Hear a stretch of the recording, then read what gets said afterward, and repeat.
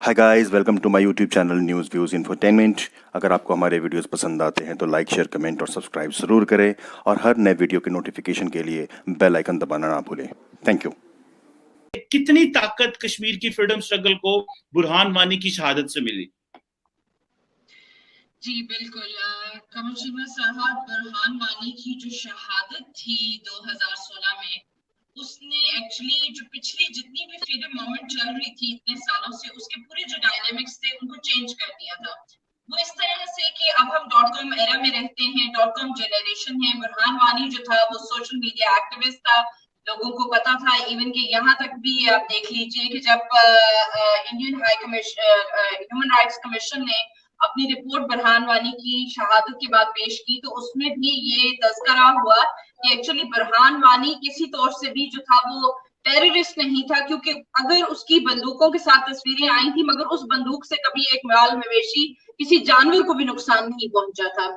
He was a social media activist. क्योंकि जब हम कहते हैं कि जी नौजवान, कश्मीरी नौजवान पढ़े लिखे भी हैं, उनमें शऊर है, एक लेगेसी है, और किसी तौर पर भी जो कश्मीरी नौजवान है वो जहानत में उठा के देख लीजिए, तालीमी मैदान में उठा के देख लीजिए, ये इकोनॉमिकली भी अगर आप देखें तो they are very well establish. मगर अगर बुरहान वानी जैसे हीरो का एक सफर शुरू हुआ तो वो भी बड़ा दर्दनाक सफर है। मगर बदकिस्मती कश्मीरी नौजवानों की, क्योंकि वो ऑपरेशन में पले बले बंदूक के साए तले उनकी जिंदगियां गुजरी। पब्लिक सेफ्टी एक्ट जैसे काले कवानीन के साथ तले परवान चढ़े। Arm force power safety act ने बुरहान वानी पैदा किया, मनान वानी पैदा किया, और ये सिलसिला आज भी न रुकने वाला जो सिलसिला है। जाहिर है जो भी श्रीनगर में होता है, मुजफ्फराबाद की फिजा में उसको महसूस किया जाता है। ऐसा नहीं है कि मुजफ्फराबाद में लोग, आज भी हम भी 70 सालों से अपनी ही किस्मत के बदलने का इंतजार कर रहे हैं, और वो किस्मत तब बदलेगी जब हम सब अपने राइट टू सेल्फ डिटर्मिनेशन के लिए स्ट्रगल करें। मगर बार बार इन मुल्कों की आपस की जंगें, गवर्नमेंट्स की तब्दीली, गवर्नमेंट की सब इन चीजों से कश्मीरियों की जिंदगियों पर बहुत असर पड़ा है। वो ऐसा ही असर पड़ा है कि पहले 1947 में ये एक टेरिटोरियल डिस्प्यूट थी, फिर ये कुछ अरसे के बाद पॉलिटिकल डिस्प्यूट बन गई, और आज 70 सालों के बाद ये ह्यूमैनिटेरियन क्राइसिस है, जिसमें आप देखते हैं कि हर घर में एक शहादत है। बुरहान वानी हर घर में रहता है। आज जो बच्चे वहां पर पैदा हो रहे हैं, आपका क्या ख्याल है कि जो जी थोड़े दिन पहले हमने देखा 3 साल का बच्चा जिसकी वीडियो दिखाई गई, जिसने बताया, उस वाकये को बयान किया कि गोलियां ठार ठार चली और वो बच्चा सीने पे बैठा था अपने दादा का। तो ये वो सारी कहानियां हैं जो फिक्शन का हिस्सा नहीं है, तारीख का हिस्सा है। चीमा साहब जी जी, बिल्कुल ठीक है। याना मीर, आप क्योंकि इंडियन ऑक्युपाइड कश्मीर से हैं, तो आप क्या देखती हैं कि जो ये स्ट्रगल है, फ्रीडम स्ट्रगल है, इसमें इतनी तेजी आई है, और जो कश्मीरी हैं वो बार बार इंडियन हुकूमत के खिलाफ जो अलमे बगावत बुलंद करते हैं, वो समझते हैं कि आपने हमारी टेरिटरी पे कब्जा किया हुआ है। तो आप समझती हैं कि इंडियन ऑक्युपाइड कश्मीर में रहते हुए आप ये समझती हैं कि ये स्ट्रगल मजीद ताकत पकड़ रही है, मजीद इसके अंदर तेजी आ रही है? मैं जवाब नहीं दूंगी, मैं काउंटर सवाल करूंगी, ठीक है, मारिया से भी और आपसे। पॉइंट नंबर वन, मारिया, आप कह रही हैं कि बुरहान वानी यहाँ पे हीरो है। कल बुरहान वानी के एनिवर्सरी पे किसी ने एक कैंडल तक जलाई है, लेकिन कल बीजेपी का एक हमारा लीडर उसको शहीद कर दिया। वो शहीद हो गया क्योंकि उसको कुछ लश्कर के टेररिस्ट ने आके मार दिया। सारे आम आई विटनेसेस ने भी देखा और सीसीटीवी ने भी देखा। तो इतना बड़ा उसका फ्यूनरल किया गया, अभी तक लोग रो रहे हैं उसके पीछे। वो एक नेशनलिस्ट था, इंडियन फ्लैग लेके खड़ा होता था। तो आप सच्चाई, आपके यहाँ होगा बुरहान वानी हीरो, हमारे यहाँ उस कुत्ते की मौत मरा है, और उसको मरवाया किसने? उसी की गर्लफ्रेंड ने, जो कहती थी, आप कहते हैं कि एक इनोसेंट पे उसने हाथ नहीं उठाया, उसकी गर्लफ्रेंड ने कहा कि वो उसको मोलेस्ट करता था, दूसरी लड़कियों को मोलेस्ट करता था। आप इस आदमी को, और एक चीज मैं बता दूं, मैं एक और क्वेश्चन पूछती हूँ आपको। आप कह रहे हैं कि बुरहान वानी के ऊपर, मैं ये नहीं कह रही कि उस पर अत्याचार नहीं हुआ होगा, हम इंडिया में यूज करते वर्ड अत्याचार, लेकिन क्या आपने गिरिजा टिक्कू के बारे में पढ़ा है? क्या हुआ था उसके साथ? आपके जिहादियों ने उसके साथ गैंग रेप किया, फिर एक 100 होता है ना, उसको उर्दू में क्या बोलते हैं मुझे नहीं पता, वो जो 100 के साथ उसकी बॉडी को दो हिस्से कर दिए। पूरी नहीं, मैंने आपकी बात एंड तक सुनी, आप पहले सुनने का हिम्मत तो रखिए, सुनने की हिम्मत रखिए। फिर उस ऐसे बहुत सारे इंसिडेंट्स हैं जो कश्मीरी पंडितों पे गुजरे, जिसकी वजह से उन्होंने कभी गन नहीं उठाया। गन उठाना तो दूर की बात, वो बेचारे आज की तारीख में आर्ट ऑफ लिविंग में काम करके जो डिस्टर्ब्ड कॉन्फ्लिक्ट की वजह से जो डिस्टर्ब मुसलमान है कश्मीर में, उनको ट्रीटमेंट दे रहे हैं, उनको डिप्रेशन की ट्रीटमेंट दे रहे हैं। वो कहते हैं कि हमारे लोग हैं, एक जमाने में इन्होंने हम पे जुल्म किए होंगे, लेकिन हम इनके ऊपर जुल्म नहीं कर सकते। आप ऐसे लोगों को बढ़ावा दे रही है, बुरहान वानी जैसे लोग जिन्होंने गन उठाया क्योंकि उनके साथ जोर जबरदस्ती जुल्म हुआ है। उन्हें गन नहीं, उन्हें पेन उठाना चाहिए।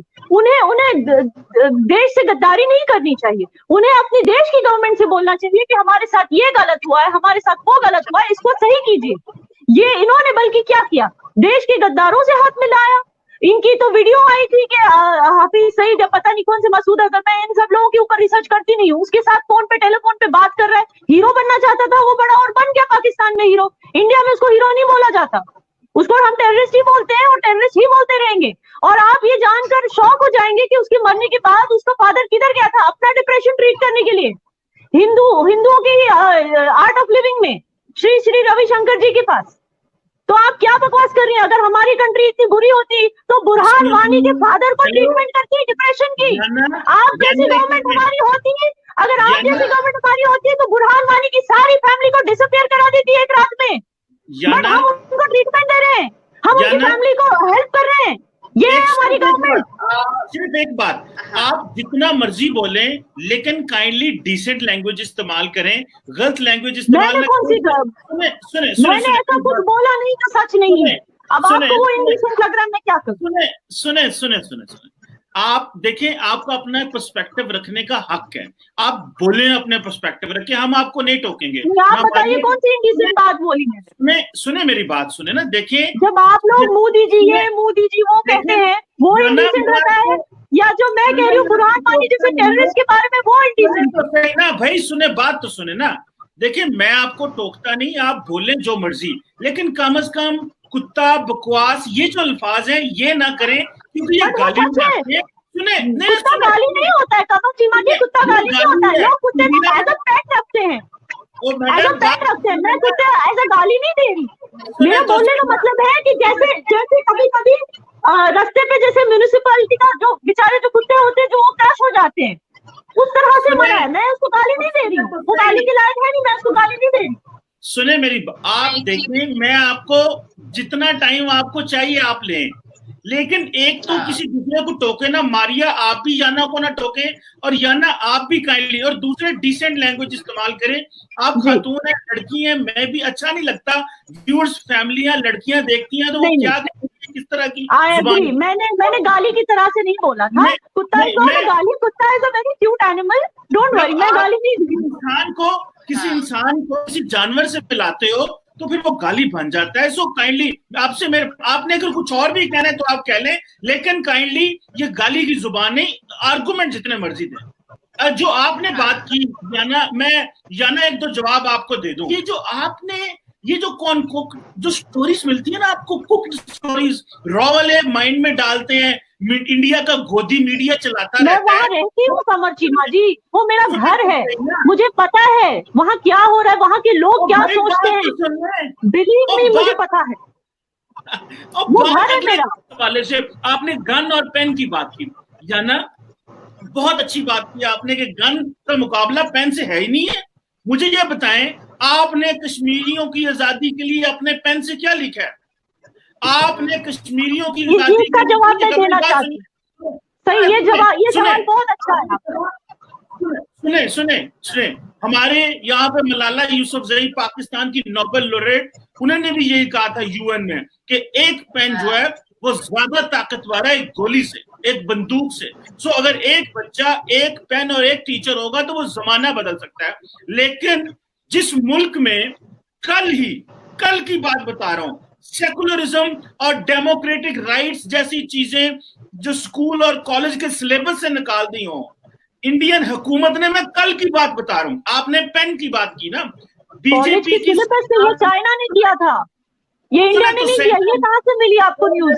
आप ISI की न्यूज पे चल रहे हैं और मुझे कह रहे हैं कि मैं एनालिसिस नहीं कर रही हूँ। ये तो हो ही नहीं सकता कि हमारी स्कूल, हमारे कॉन्स्टिट्यूशन में डेमोक्रेसी, हमारी स्कूल से कैसे निकालेंगे? ये क्या बात हुई? याना बात तो सुनिए, चाइना ने किया है। कमर चीमा साहब, आप कंफ्यूज हो रहे हैं। ये जो बात आपने की, ये हांगकांग की लाइब्रेरी से डेमोक्रेसी के ऊपर सारी जो बुक्स थी वो चाइना ने हटाई है, इंडिया में नहीं हुआ है ये।